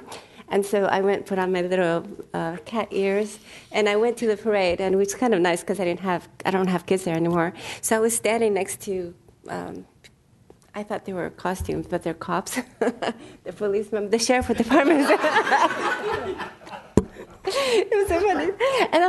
And I went to the principal, Kathy, I'm like, God, are these great costumes? She's like, no, they're sheriffs. Your Honor, I really thought they were in costume, Your Honor. So she says, let me introduce you. I went up to them, I said, is everything okay? It's like, yeah, that's what we're doing. We're visiting our schools and, making sure. I'm like, thank you for you. Anyway, that was funny. So anyway, at the same time, 2 days later, Spring Valley had their coffee with the principal. They have it, I think the first Friday of every month it's set. So if you guys want to go, and a great turnout anyway. And then it was, like I said, and then Taylor Concert had the spectacular Taylor Concert, and which is kind of nice this year, like Mark said earlier. Usually it was just a concert, but this time he involved the visual. It was a VAPA, Visual Arts. The drama came, and they were part of the music and the play. So it was really, really nice to see the change that Mark is putting into our concerts. That was fun. And last night was their Taylor PTA meeting, which I was there. And actually, I was there because I was invited to be on the panel with Mills High School. They had the Pamela, they had the counselor, and they had the PTO president, Joy Henry. And it was great because Pamela and Mark teamed up together, and they came up with some bunch of questions to give parents ideas to ask about high school. But unfortunately, all their questions were about what GPA should they get and what classes do they need to get to high school. to get to college. And so the whole discussion last night was about how to get their kids. It's like they skipped the 4 years of high school to get to college. Anyway, so we had to bring down the conversation back to let the kids enjoy being who they are and let them be who they need to be, and don't force them to go to UC where they're, you really listen to your child and what their abilities are, not go way off. So it was a kind of interesting discussion. Anyway, that was my fun the last week. Thanks, Maggie.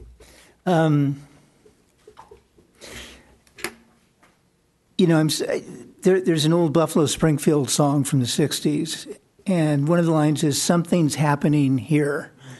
And I feel that way about our school district this year, starting with the back-to-school convocation of all of our teachers, the memorial for George in the house that he built, the Taylor presentation tonight. It all fits.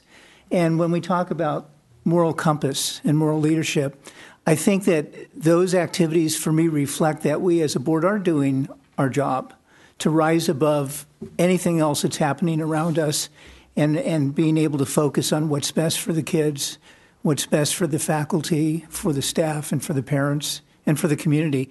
So I just want to say I'm very proud to be part of this group, and let's just keep on keeping on. That's it. Thanks. That is another one. Yeah. All right.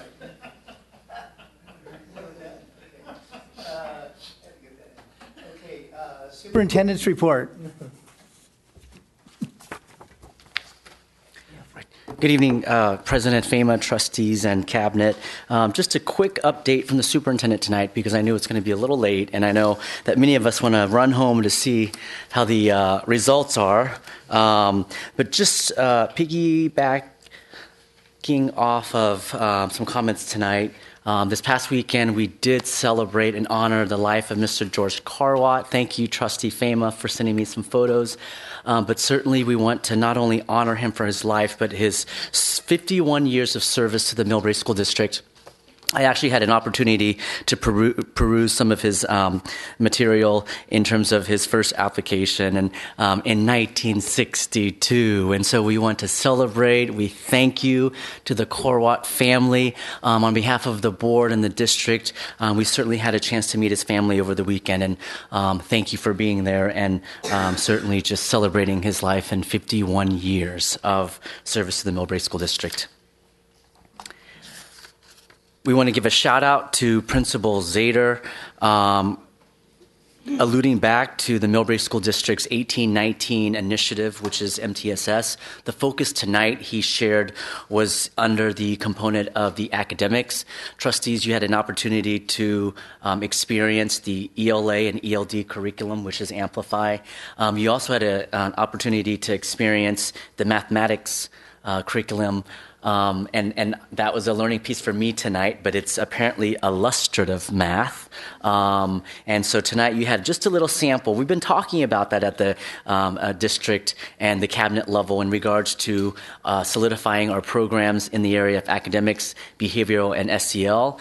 We will continue to come back to these three components. And tonight you had a sample of a little bit of ELA and ELD and math from Taylor Middle School. So shout out to his team tonight.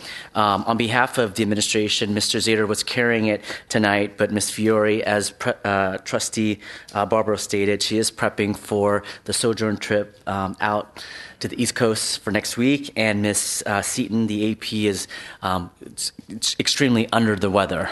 We would not want her to be here tonight, for her to be at home to take care of herself.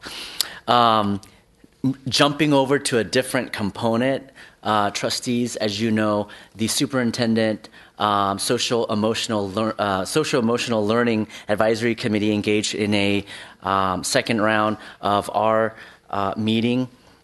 Just to recap, and what you have before you is the strategic plan for rolling out the social emotional learning that's before you. It's broken up by what parents are planning to do, what teachers are planning to do, as well as what we're expecting our students to receive in the classroom. This is a pretty comprehensive plan.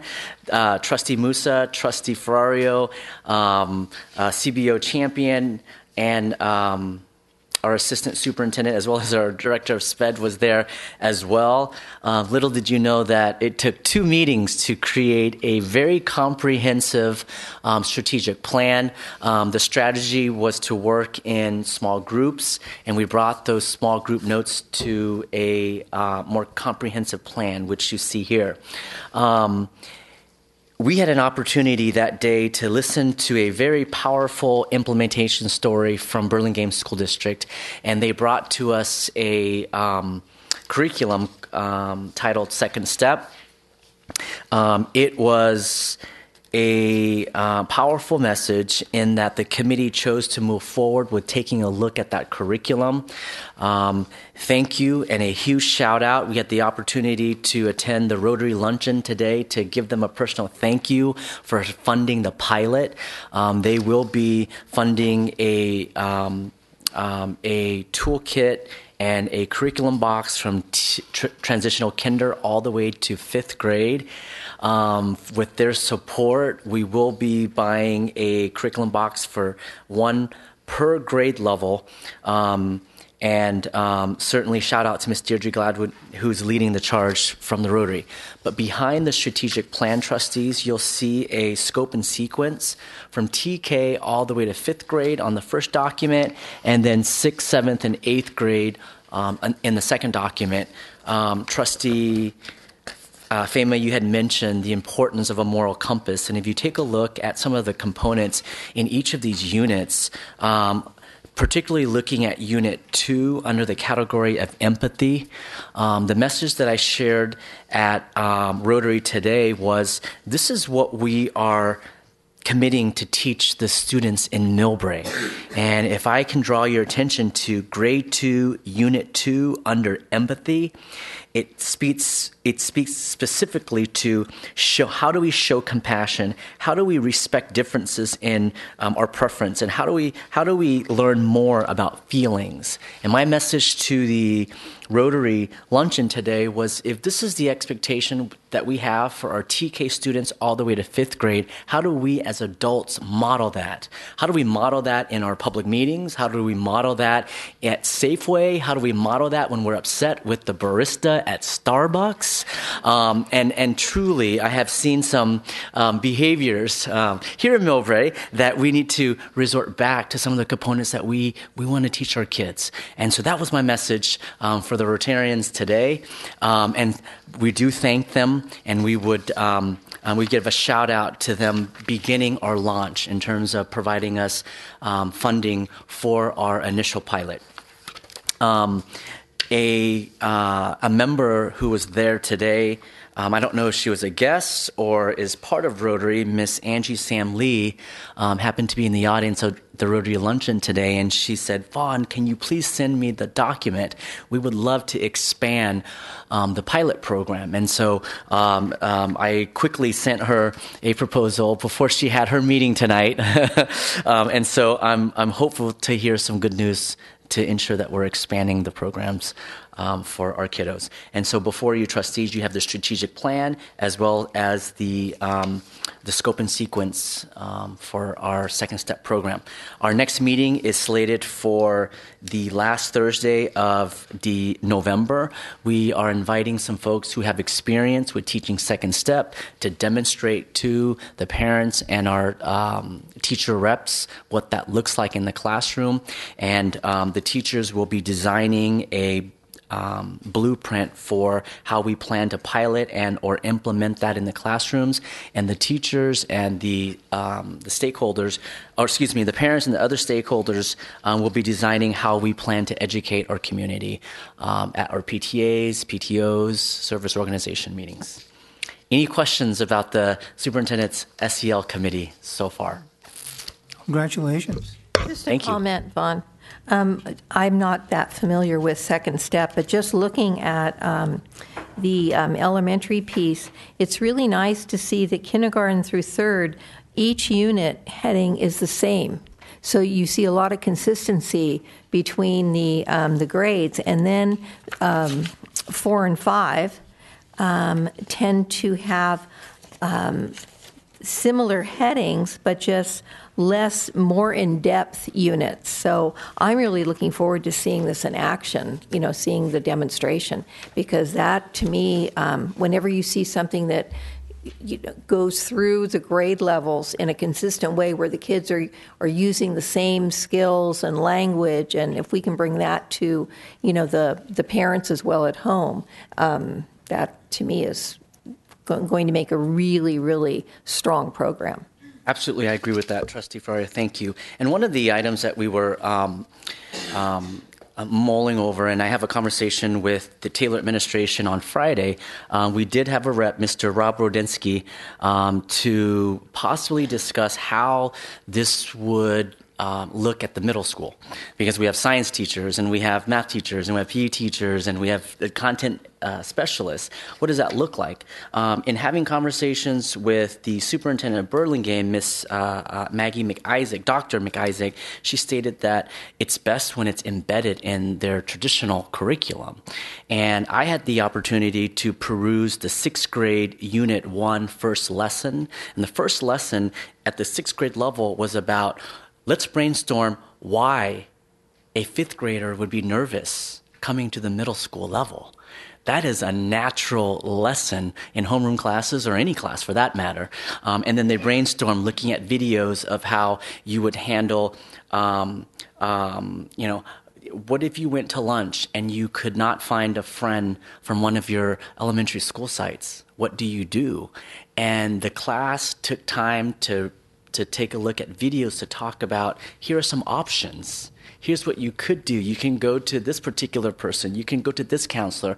And so it was a natural discussion about what do you do when you're transitioning to the middle school level. So it was certainly appropriate for the topic of being a brand new 6th grader, not necessarily a separate, but as to Dr. McIsaac stating that it should be embedded in a natural, normal conversation. And so I'm meeting with the middle school just to take a look further of how and how would that look specifically at the middle school. And so look forward to that. We're excited to see who some of our experts are. And the takeaway from the last meeting was for folks to come back to look at specific volunteers who would pilot this curriculum in their classrooms for the rest of this school year. Just looking ahead, tomorrow night is a big night. It's Movers and Shakers, 7 p.m. at Tai Wu. Thank you. Shout out to Miss Mora. She designed the PowerPoint that she and I will be talking off of. It's similar to our opening for Back to School Night. I was advised by some Lions and Rotary folks to say, Vaughn, when you get up there and do your educational lingo, we don't know what is going on. Make it for regular people. And so tomorrow night, I am taking a look at the slides to ensure that I use regular language, whatever that means. Right. For this Monday, to our families, it's Veterans Day, no school for students. November 20th is our next board meeting at the district office. November 21st is a minimum day for all students at all sites, 12:15. And then on the 23rd and 22nd and 23rd is our Thanksgiving holiday break. And before I turn the page, I just got a text from our president, Miss Maura LeBaron-Shea. MEF is gearing up for their March 2nd, second annual gala. So far together, we have raised $270,000, and that is just donation days. That's including $53,000 in just sponsorships, not donations, sponsorships. The Millbrae and our community is drawing together in sponsorship and family donations to provide more educational breadth and depth to for every Millbrae student. Now is the time. We are seeking any interested sponsors and donors to contribute to MEF as part of their sponsorship program. Together we grow, and that is Maura, our MEF president.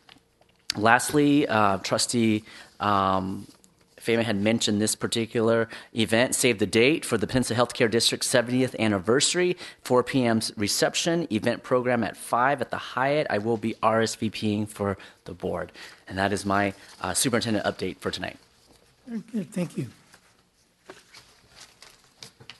Okay, we have the consent agenda. As you recall, we did pull 2 items out for discussion, so those will have to be voted on independently. The first item is on page 27 of our packet, and that is the field trips. Who wanted that pulled out? Is that Don? Okay. I just had a quick question of clarification. So it's 27, 28, and 29, I guess. So specifically page 29. All right. So Meadows has a field trip to the San Francisco Maritime National Park. Is that correct? Oh, sorry. Sorry. So I note that Meadows School has on their agenda going to the San Francisco Maritime National Park. But the purpose of the trip is to experience life as a minor. So I was just questioning the relationship there. This one here. I mean, the other ones make sense.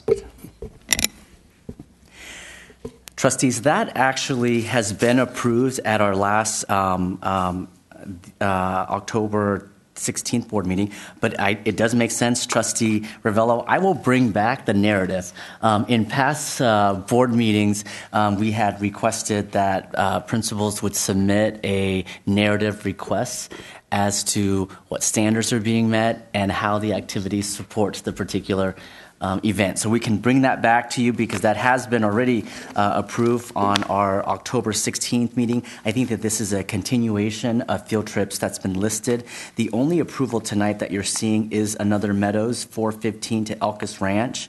And so tonight I do ask the approval for the Elkis Ranch, and for the next board meeting we will bring back the narrative and the activity in support of that particular field trip. I think they might have meant Mariner, but I would hope. Maybe he's experienced life as a diver. I think it's Ron. Isn't that the same trip that Anthony's class in 4th grade took it that one year with what's his name? 4th grade. He teaches Fake. He took. Is that the same trip? I would have to go back. It's the same trip, and actually we went there one year, and actually it was really fun.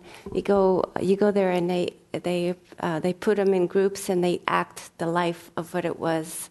I mean, it's if you want to hear more details, but the kids love that trip because they were able to. They taught them how to act up of the times, how they used to make their food. And that would make sense. Yeah. Yeah. No. I went to that. I think that. I will double and triple check the That's what I was. The verbiage, and we'll bring that one back, Trustee Varela, for sure. We'll bring that one back for clarification. Tonight is the Elkis Ranch. I figured it was some kind of hands-on, just not. Okay, probably. We need more fun items like that. Did that answer for you, Don? Yeah, that's fine. So I will entertain a motion to approve item 11.2 field trips. So moved. Don, second. Second. Lynn, all those in favor? Aye. 11.2 passes. And then we have 11.3, which is hearing and vision nursing agreements. So that was me. I was just wondering, looking over the folks that the agreements that we have, folks coming in doing hearing and vision screening. And I was wondering, I thought that in the past our nurse did some of the screening, and I didn't know that we contract out for all of those services. And so my question is, does our nurse get involved in that, or is it just contracted out? That's a really good question because we have gone back and forth and back and forth. And so to be able to comprehensively complete the assessment and report to the state of California, a district nurse has to have a nurse credential. And so where we currently are with the support of the Peninsula Healthcare District is we revised our job description to be able to bring on a registered nurse with the state of California without that credential. And so she is going through the credentialing process, and it will take this particular year to go through the credentialing process. She has 2 scheduled trainings that are slated, one to an online program to get her audiology and audiology certificate to be able to administer that assessment, and then the other is a 1-day training to be able to complete the vision assessment portion. And so for this school year, we knew that it would take some time for this year for her to be certified, and so we continued with that contract, the traditional 3 ladies that come out and they work with our school principals to determine time. We're also working with another doctor who was referred to us from Trustee Fema. She is actually coming out to train Nurse Wong alongside the audiologist assessment. So we're doing a dual process. She's getting certified, being trained alongside a true audiologist to be ready to launch that for 1920. Thank you. I think that's really smart to do. and I mean, since we have a nurse, I would think that the nurse would be the person Correct. to do this. Right. And so hopefully she'll be observing the process. And are we using the audiology piece? Who has that? Was it the Lions, or who had? The Lions. We own the. We have our own now. Okay, got it. Okay, thank you for that. Good. You okay with that? I'm okay with that. A motion to approve? So moved. Second? Second. All those in favor? Aye. Item 11.3 is approved.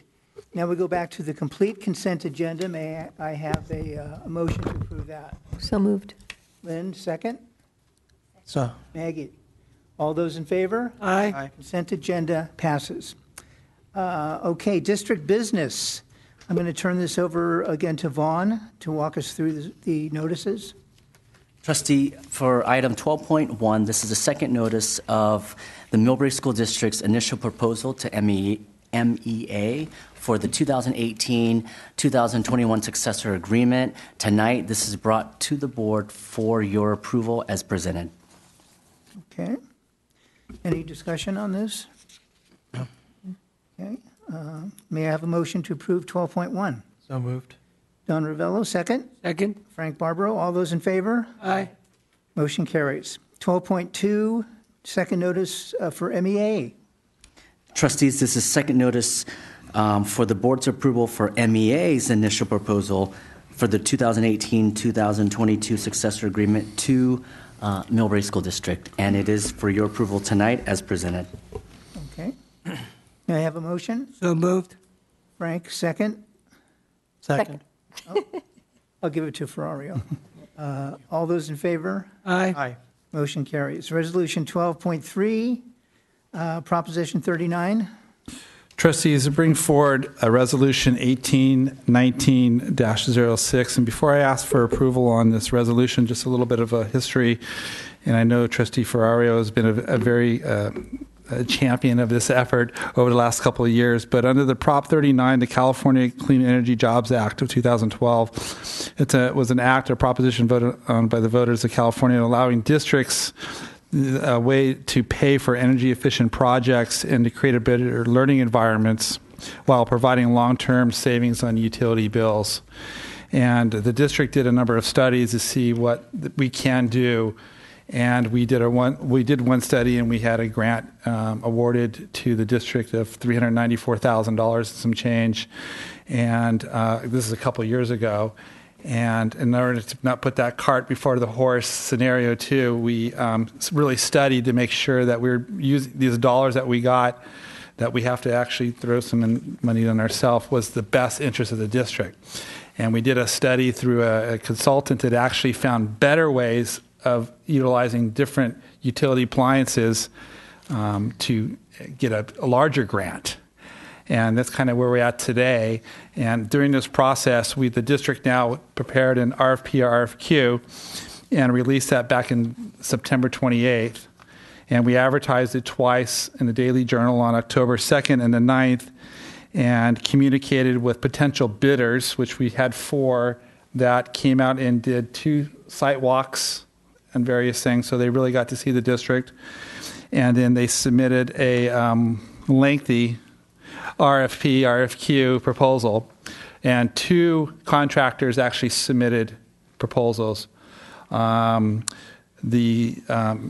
requirements were that the district would form a committee internally of 3, and we would study to make sure it's the best value for the school district.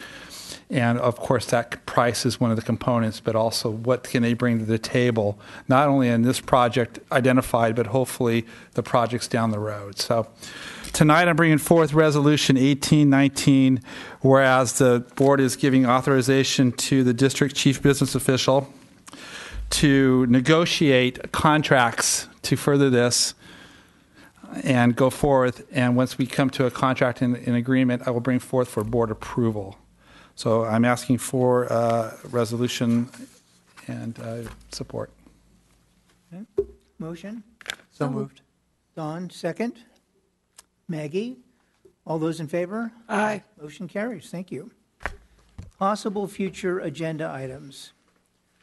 Dennis Fama's president's farewell party, I think. Well, if we don't start planning now. You're right. A lot of details. We only have, oh, I'm sorry, that wasn't on here. The response to Republic Urban's comments regarding developer fee studies, and the board reorganization, which is what reminded me, coming up in December.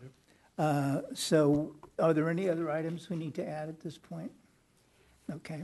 If not, yes. I just want to, I looked at the calendar, and that meeting that you're talking about on the 13th, it just happened to fall on the same night as Taylor Music concert. Did you?